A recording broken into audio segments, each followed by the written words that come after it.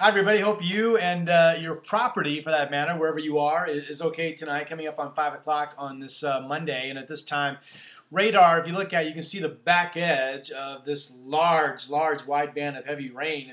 It's moving slowly to our north and to our east across the area. So the timing of when the back edge pushes across I-5, I'm not really certain, but that will happen at some point this evening. Once that clears, then it's actually pretty quiet tonight, and I think into Tuesday morning. There will be some scattered showers on the radar, but we'll start to see the end of the real gusty winds. And then with a cold front coming through tomorrow, more of a typical Tuesday expected of just some scattered showers or some occasional pushes of rain coming across the area. More typical breezes to about 20 miles per hour. You know, no big deal there.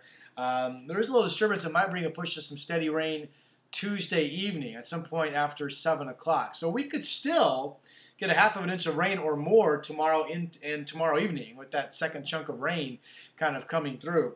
And then Wednesday is just more typical. Temperature is going to be a cooler day. I still think we may or may not hit 50, so it could be in the 40s. There will be showers on the radar most hours. Thanksgiving Day, the forecast chart's finally settling on the fact there will be another warm front come through. That will produce a period of rain developing during the day. We get up to around 50 degrees, and then the snow levels shoot way back up.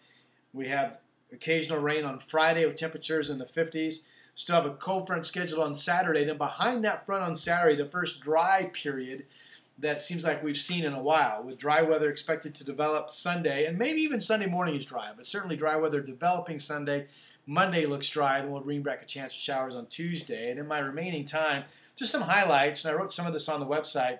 Columbia River Bar had a sustained wind of 74 miles per hour with a gust of 97, one of the highest wind gusts at the coast. But Newport had an 80. Garibaldi had a 79 mile per hour wind gust. Several reports of winds over 110 miles per hour in the upper elevations of the Coast Range. And funny thing about this was the winds in the Central Valley much more so than the North Valley. For example, Newburgh had a 60 mile per hour wind gust at noon today. McMinnville, 51 mile per hour wind gust. Hillsborough had 48, but in Portland, winds were mostly less than 40. Whew. We'll talk to you soon.